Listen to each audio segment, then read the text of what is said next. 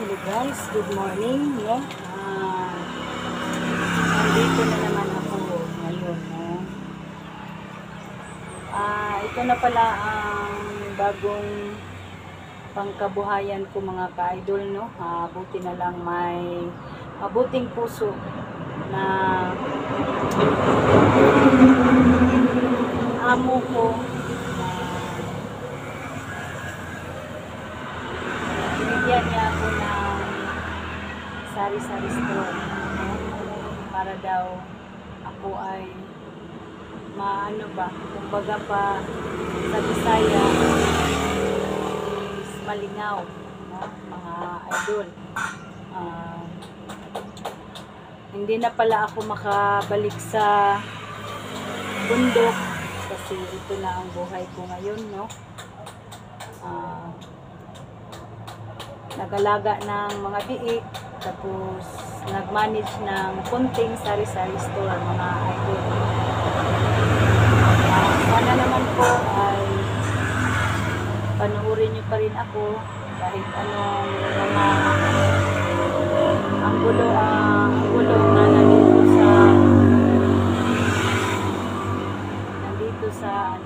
sa patag, no?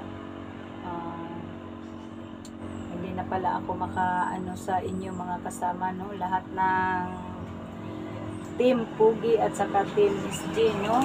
Maghingi ako ng pasensya sa inyo na ito na siguro ang daan na para makapigil ako sa pagpunta sa bundok. Pangalawa, yung anak ko na may kapansanan, lagi na lang mag-trigger mga ka-idol, no? Yun pala ang isa ko na tumitigil na doon pagpunta sa bundok, no? Mag-explore. Kasi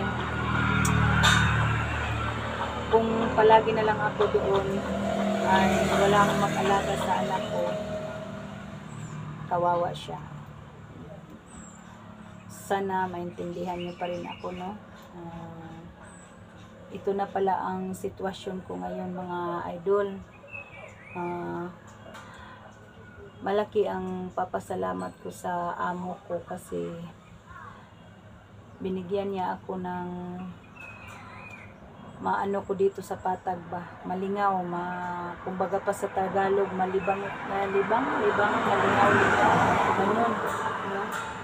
Sa amin po ay sa Bisaya, malingaw ka sa pagbantay sa tindahan, no?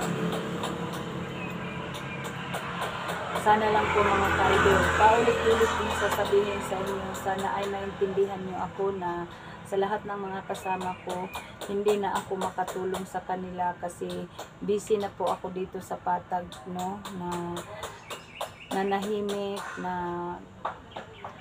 wala nang sa bundok, walang problema.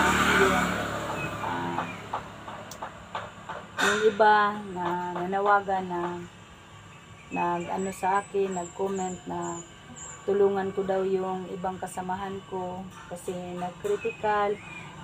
Ako ay naghingi sa inyo ng malaking patawad, no? Na hindi na po ako makasali sa kanila sa pag-explore doon sa bundok kasi nandito na ako sa patag ngayon. Hindi ko na magampanan ang pag-explore doon sa bundok kasi dito may na ako, trabaho, no? Kung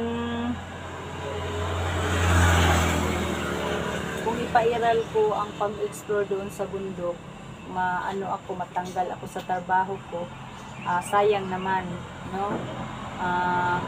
Binigyan pa naman ako na biik, no?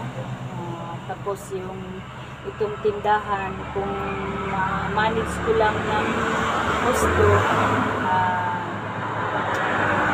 palakihin pa niya sahod ko. Ulitin ko, good morning po sa inyong lahat dyan, or magandang hapon. Shout out sa inyong lahat, sa mga silent viewers ko, sa mga solid supporters ko. Ako po ay nagpapaliwanag po sa inyo na sana po ay maintindihan niyo ako na nandito na po ako sa Patag. Lahat ng mga anggulo ko sa video dito, sana ay panoorin pa rin ako, no. Lalong-lalo na nagpapasalamat ako kay Panginoon na binigyan po ako niya ng amo na mabait, no. Ni ano po niya ako, ni Plastar. Kasi sabi niya sa akin, buti na lang dito ka sa Patag kasi may anak ka na may kapansanan. Tutulungan na lang kita na maayos ang ano mo dyan. Sabi niya sa akin, magkano ba ang sahod ko sa sabi ko, hindi naman kalakihan kasi hindi masyado malaki ang Diyos ko. Sabi niya sa akin, sige, bigyan kita ng buwan-buwan. Ang ano mo sa akin ay 10K, sabi niya sa akin. Sabi ko, ang laki naman yun. Sabi niya sa akin, malakihin ko kasi mag-alaga ka ng baboy, tapos magbantay ka na ng tindahan, yun. Yun ang sahod ko sa'yo. Sabi ko sa kanya, maraming salamat, no, na yun ang isasahod mo sa akin. Ulit-ulitin ko, parang live na po ito, yung sinasabi ko sa inyo na sana ay maintindihan niyo ako lahat na nandito na ako. Ayaw ko nang bumalik din sa bundok na pasensya na po kayo kasi ang daming dumadaan dito na mga motor, no? Sana maintindihan niyo ako, mga idol, no? Shout out ko pala si Ate Yule.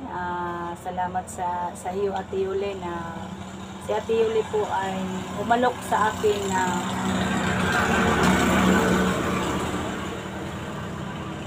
paano daw niya ako doon sa ibang bansa. Sabi ko sa kanya, maraming salamat sa pag-offer mo sa akin, pero hindi ako makaalis dito kasi may anak akong aalagaan ko. Habang buhay na po itong bit-bit ko, no? Habang buhay na po ito.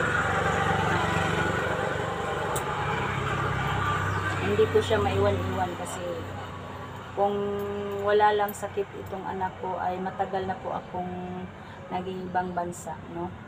Pumunta sa abroad. Pero hindi talaga ako makapunta kasi kung iiwanan ko ang anak ko, paano na, sino mag-alaga ko sa kanya? Sana po ay maintindihan niyo ako, no, mga kasama. Lahat ng mga kasama ko, sana maintindihan ko.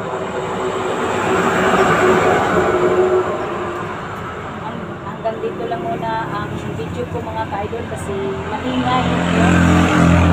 Hindi tayo magkaintindihan kasi ang daming sasakyan na dumadaan. God bless po sa ating lahat.